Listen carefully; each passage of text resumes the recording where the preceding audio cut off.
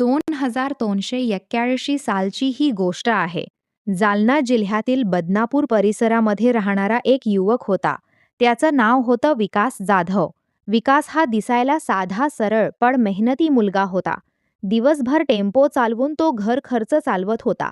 त्याच्या कुटुंबामध्ये त्याचे आई वडील आणि एक लहान भाऊ होता. घरची परिस्थिती फार श्रीमंत नव्हती, पण 2 वेळचं जेवण आरामात मिळत होतं. विकासचे आई वडील त्याच्यासाठी चांगली मुलगी शोधत होते. मात्र विकासला आधीपासूनच प्रेमविवाह करायचा होता. त्याच दरम्यान गावाजवळील एका यात्रेमध्ये विकास आपल्या मित्रांसोबत गेलेला असतो. त्या यात्रेमध्ये त्याची नजर एका मुलीवर पडते. ती मुलगी हिरव्या रंगाची साडी घालून आलेली असते. तिचं नाव होतं कविता. कविता दिसायला खूप सुंदर होती. गोरी पाण, मोठे डोळे आणि बोलण्यात गोडवा होता. विकास तिच्याकडे सतत बघत होता. कवितालाही हे जाणवत होतं. काही वेळानंतर कविता आपल्या मैत्रिणींसोबत मंदिराजवळ उभी असते. तेव्हा विकास तिच्याजवळ जाऊन पाण्याची बाटली देतो. त्याच दरम्यान दोघांमध्ये थोडंसं बोललं होतं. त्या दिवसानंतर विकास सतत कवितेचा विचार करू लागला. 2 दिवसांनी तो कसाबसा तिचा मोबाईल नंबर मिळवतो आणि तिला फोन करतो. सुरुवातीला कविता जास्त बोलत नव्हती, पण हळूहळू दोघांमध्ये मैत्री वाढू लागली. तासनतास फोनवर बोलणं सुरू झालं. त्यानंतर दोघेही गावाबाहेर भेटू लागले. काही महिन्यांमध्येच दोघांचं प्रेम खूप घट्ट झालं. विकास कवितेसाठी वेडा झाला होता. कविता देखील त्याच्यावर खूप प्रेम करत होती. दोघेही एकमेकांशिवाय राहू शकत नव्हते. त्यांनी एकत्र आयुष्य जगण्याची स्वप्न पाहायला सुरुवात केली. मात्र कविताच्या घरच्यांना ही गोष्ट समजल्यावर त्यांनी विरोध सुरू केला. कारण विकास गरीब घरचा होता. त्याच्याकडे स्वतःचं पक्कं घर नव्हतं. त्याच्याकडे फारशी शेती नव्हती. कविताचे घरचे म्हणत होते की या मुलासोबत लग्न केलंस तर आयुष्यभर त्रास सहन करावा लागेल. पण कविता काही ऐकायला तयार नव्हती. ती विकासवर खूप प्रेम करत होती. शेवटी एक दिवस दोघांनी घरातून पळून जाण्याचा निर्णय घेतला. 2022 मध्ये दोघांनी औरंगाबादमध्ये जाऊन कोर्ट मॅरेज केलं. लग्न झाल्यानंतर सुरुवातीचे काही महिने खूप छान गेले. विकास आपल्या पत्नीला खूप जपायचा. कविता देखील त्याची काळजी घ्यायची. दोघे भाड्याच्या खोलीत राहू लागले. विकास दिवसभर टेम्पो चालवायचा आणि रात्री घरी यायचा. मात्र कालांतराने विकासच्या आयुष्यात एक वाईट गोष्ट सुरू झाली. त्याचे काही मित्र रात्री त्याच्यासोबत बसून दारू पिऊ लागले. सुरुवातीला तो फक्त थोडी दारू प्यायचा, पण नंतर त्याला त्याची सवय लागली. आता विकास रोज रात्री दारू पिऊ लागला होता. दारूमुळे त्याचा स्वभाव बदलू लागला. तो कवितावर ओरडू लागला. घर खर्चासाठी कमी पैसे द्यायचा आणि स्वतःची कमाई मित्रांसोबत दारूमध्ये उडवायचा. कविता त्याला खूप समजावून सांगत होती, तू आधीसारखा राहा ना, आपलं आयुष्य खूप छान होतं. मात्र विकास काही ऐकत नव्हता. हळूहळू त्याची दारू इतकी वाढली की तो रोज रात्री नशेमध्ये घरी येऊ लागला. त्याचे मित्र देखील आता त्याच्या घरी येऊ लागले होते. विकासच्या मित्रांमध्ये एक मुलगा होता. त्याचं नाव होतं राकेश. राकेश हा खूपच वाईट प्रवृत्तीचा माणूस होता. त्याची नजर सुरुवातीपासून कवितावर होती. कविता सुंदर असल्यामुळे तो सतत तिच्याकडे बघत बसायचा. एक दिवस विकास आणि त्याचे मित्र घरामध्ये बसून दारू पीत होते. कविता आतमध्ये जेवण बनवत होती. तेव्हा राकेश विकासला म्हणाला, वहिनी तर खूप सुंदर आहेत रे. हे ऐकून विकास हसायला लागला. दारूच्या नशेमध्ये तो काहीही बोलत होता. त्या दिवसानंतर राकेश सतत विकासच्या घरी येऊ लागला. तो मुद्दाम कवितेशी बोलायचा प्रयत्न करायचा. कविता मात्र त्याच्याकडे दुर्लक्ष करायची. मात्र विकास दिवसेंदिवस दारूमध्ये बुडत चालला होता. त्याच्यावर कर्ज वाढू लागलं होतं. त्याने अनेक लोकांकडून पैसे घेतले होते, पण परत देत नव्हता. त्यामुळे लोक आता त्याच्या घरी येऊन पैसे मागू लागले होते. एक दिवस राकेश विकासला बाजूला घेऊन म्हणाला, तुझं कर्ज मी संपवू शकतो. हे ऐकून विकास खुश झाला. तो म्हणाला, कसं काय? राकेश म्हणाला, फक्त माझी एक इच्छा पूर्ण कर. विकास दारूच्या नशेत होता. तो म्हणाला, काय पाहिजे तुला? राकेश हळू आवाजात म्हणाला, मला तुझ्या बायकोसोबत एक रात्र घालवायची आहे. हे ऐकून विकास काही वेळ शांत झाला. त्याला राग देखील आला. मात्र त्याच्या डोळ्यासमोर दारू आणि पैसे फिरत होते. राकेशने त्याच्यासमोर दारूची बाटली ठेवली आणि म्हणाला, तुला रोज फ्रीमध्ये दारू देईन आणि तुझं कर्ज पण माफ करीन. विकास आता पूर्णपणे दारूच्या आहारी गेलेला होता. त्याच्या डोक्यावर कर्ज होतं आणि त्याच क्षणी त्याने एक असा निर्णय घेतला. ज्यामुळे पुढे अनेकांचं आयुष्य उद्ध्वस्त होणार होतं. रात्री विकास घरी आला. त्याने कविताला सांगितलं, आज माझा मित्र इथेच थांबणार आहे. कविताला काहीच संशय आला नाही. रात्री उशिरापर्यंत विकास आणि राकेश दारू पीत बसले आणि त्यानंतर विकासने जे केलं ते पाहून कोणाच्याही अंगावर काटा येईल. रात्री जवळपास 12 वाजले होते. बाहेर पूर्ण शांतता होती. परिसरातील सगळी घरं झोपली होती. विकास आणि राकेश घराच्या बाहेरच्या खोलीमध्ये बसून दारू पीत होते. विकास इतकी दारू प्यायला होती की त्याला नीट उभं देखील राहता येत नव्हतं. कविता आपल्या मुलाला झोपून आतल्या खोलीमध्ये झोपलेली होती. तिला वाटत होतं की थोड्या वेळाने विकास झोपायला येईल. मात्र बाहेर काहीतरी वेगळंच सुरू होतं. राकेशने पुन्हा एकदा विकासला विचारलं, मग काय ठरलं? दारूच्या नशेत विकासच्या डोळ्यांवर झोप चढली होती. तो अडखळत म्हणाला, जा, आज झोपली ये, मला काही फरक पडत नाही. हे ऐकताच राकेशच्या चेहऱ्यावर घाणेरडं हसू आलं. तो हळूच उठला आणि आतल्या खोलीकडे गेला. कविता गाढ झोपलेली होती.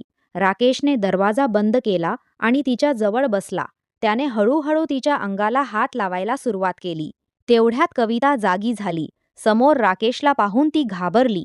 ती लगेच उठून बसली आणि म्हणाली, तू इथे काय करतोयस? राकेश तिचा हात पकडत म्हणाला, शांत बस.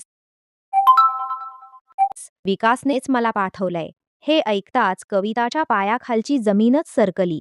ती जोरजोरात ओरडण्याचा प्रयत्न करू लागली, पण राकेशने तिच्या तोंडावर हात ठेवला.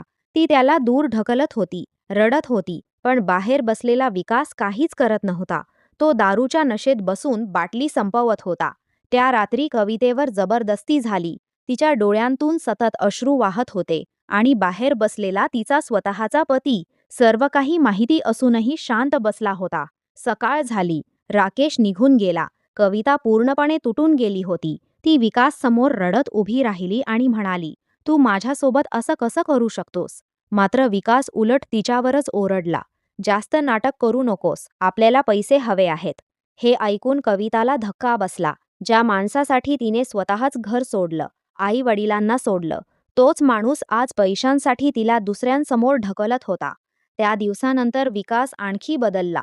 आता तो मुद्दाम मित्रांना घरी बोलवू लागला. दारूच्या बदल्यात तो कवितेचा वापर करू लागला. कोणी दारू आणायचं, कोणी पैसे द्यायचं आणि बदल्यात विकास त्यांना घरात बसवायचा. कविता सुरुवातीला खूप विरोध करत होती, पण तिचं कोणी ऐकत नव्हतं. तिला मारहाण केली जायची, मुलांसमोर अपमान केला जायचा. हळूहळू ती पूर्णपणे शांत झाली. तिच्या चेहऱ्यावरचं हसू गायब झालं होतं. ती आता फक्त आपल्या मुलांसाठी जगत होती. एक दिवस विकासचा अजून एक मित्र त्यांच्या घरी आला. त्याचं नाव होतं संतोष. संतोष हा ट्रक ड्रायव्हर होता. तो पैशाने मजबूत होता. त्याने कविताला पाहिलं आणि तो देखील तिच्यावर फिदा झाला. रात्री दारू पिताना संतोष विकासला म्हणाला, तुझी बायको खूप भारी आहे. विकास हसत म्हणाला, मग खर्च करावा लागेल. हे ऐकून संतोषने खिशातून 5,000 रुपये काढले. त्या रात्री पुन्हा कवितेवर अत्याचार झाला. अशा प्रकारे आता विकासने स्वतःच्या पत्नीला पैशांचं साधन बनवलं होतं. कोणी 2,000 द्यायचं, कोणी दारू आणायचं, कोणी किराणा भरून द्यायचं आणि बदल्यात कविता नरकासारखं आयुष्य जगत होती. मात्र या सगळ्यात एक गोष्ट घडत होती. कविताच्या मनामध्ये विकासबद्दल प्रचंड द्वेष निर्माण होत होता. ती आता आतून तुटून गेली होती. तिला प्रत्येक रात्री स्वतःचा तिरस्कार वाटत होता. कधी कधी ती मुलांना मिठी मारून रडायची. तिला वाटायचं की आपण आयुष्यात खूप मोठी चूक केली. जर त्यावेळी घरच्यांचं ऐकलं असतं तर आज हे दिवस पाहावे लागले नसते. मात्र आता खूप उशीर झाला होता. एक दिवस कविता कामावर गेलेली असताना तिला चक्कर आली. बाकीच्या महिलांनी तिला बसवलं, पाणी दिलं. त्यानंतर ती दवाखान्यात गेली. डॉक्टरांनी काही टेस्ट केल्या. 2 दिवसांनी रिपोर्ट आला आणि तो रिपोर्ट पाहून कविताच्या पायाखालची जमीनच सरकली. डॉक्टर म्हणाले, तुम्हाला गंभीर संसर्ग झालेला आहे. हा संसर्ग चुकीच्या संबंधांमुळे पसरू शकतो. कविता पूर्णपणे हादरली. तिच्या डोळ्यांतून अश्रू वाहू लागले. तिला आता समजलं होतं की गेल्या काही महिन्यांमध्ये तिच्यासोबत जे काही घडलं त्याची शिक्षा आता तिच्या शरीराला मिळत होती. त्या रात्री ती घरी आली. विकासने हमीप्रमाणे दारू पिऊन बसला होता. कविताने रिपोर्ट त्याच्या समोर फेकला आणि त्यानंतर घरामध्ये असा भयंकर वाद सुरू झाला, ज्यामुळे पुढे एक रक्तरंजित घटना घडणार होती. कविताने रिपोर्ट विकासच्या समोर फेकताच विकास काही क्षण शांत बसला. त्याच्या हातामध्ये दारूचा ग्लास होता. तो रिपोर्ट उघडून पाहू लागला.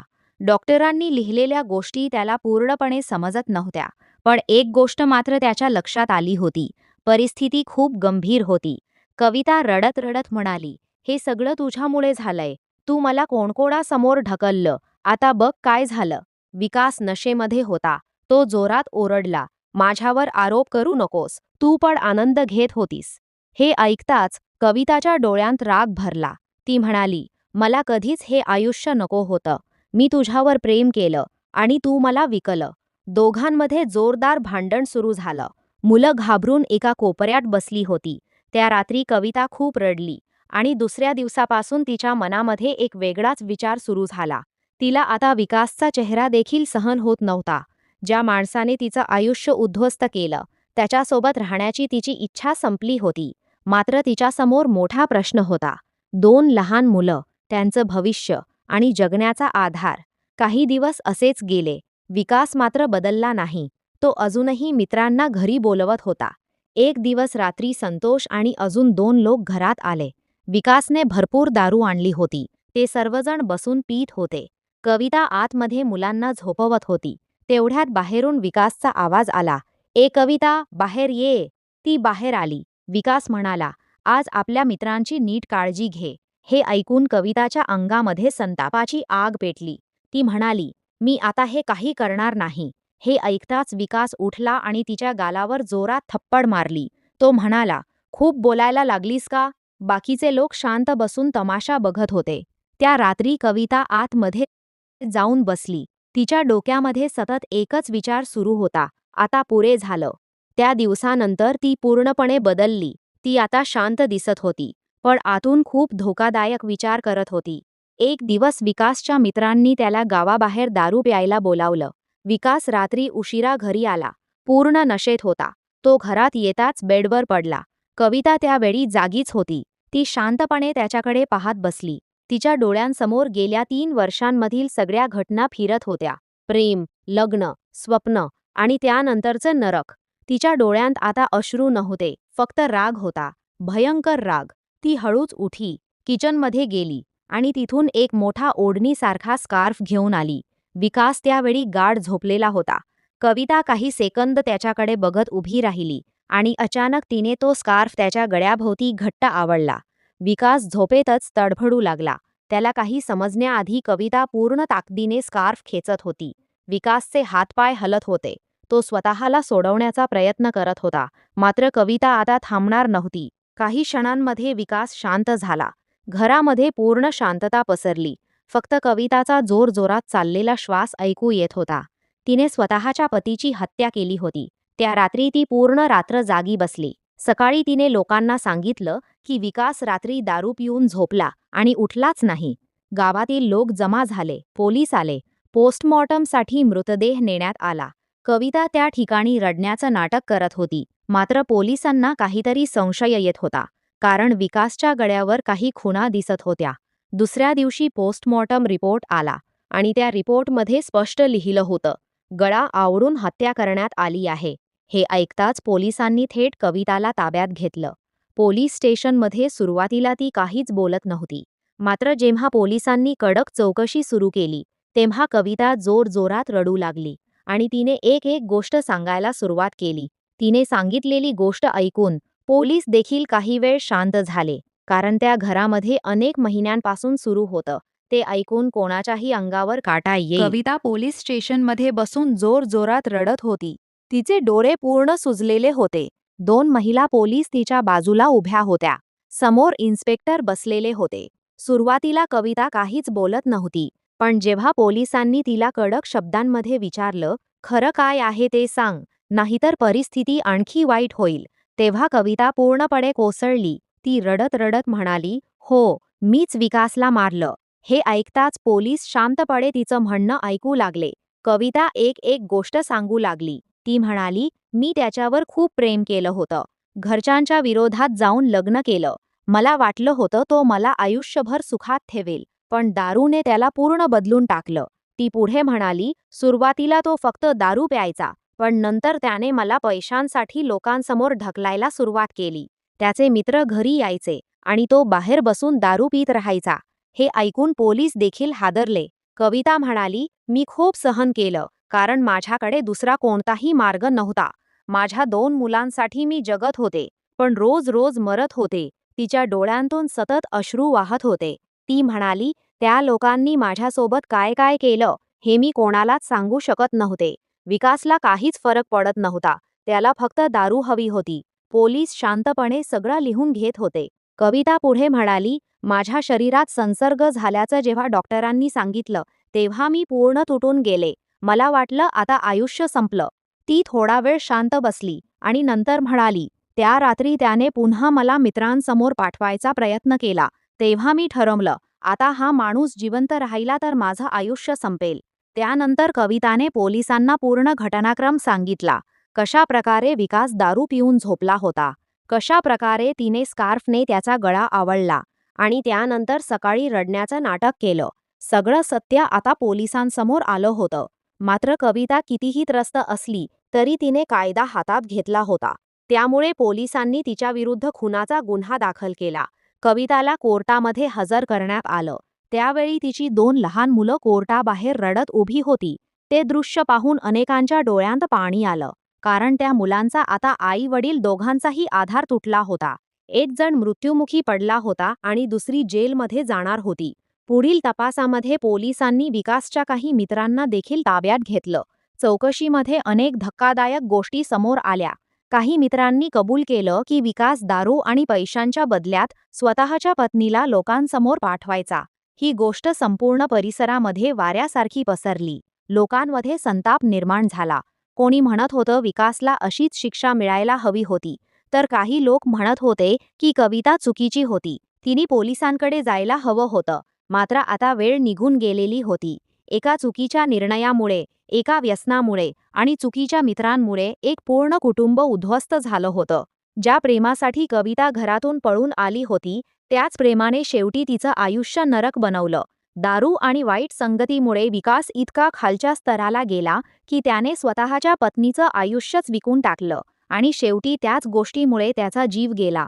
कविता जेलमध्ये बसून सतत आपल्या मुलांची आठवण काढत रडत होती, तर दुसरीकडे तिची मुलं नातेवाईकांकडे राहत होती. त्या 2 निष्पाप मुलांनी कोणताही गुन्हा केला नव्हता, मात्र शिक्षा त्यांनाच मिळाली होती. मित्रांनो, पैशांसाठी आणि व्यसनासाठी माणूस किती खाली जाऊ शकतो हे या घटनेमधून समोर येतं. तसंच कोणतीही परिस्थिती आली तरी कायदा हातात घेणं किती भयंकर ठरू शकतं हे देखील या घटनेतून दिसून येतं. तुमच्या मते कविताने जे केलं ते योग्य होतं की अयोग्य, आणि विकासच्या या नीच वागणुकीबद्दल तुमचं काय मत आहे? आपलं मत कमेंटमध्ये नक्की सांगा. आणि अशाच सत्य घटना आणि क्राईम स्टोरी पाहण्यासाठी चॅनलला सबस्क्राईब करायला विसरू नका. धन्यवाद.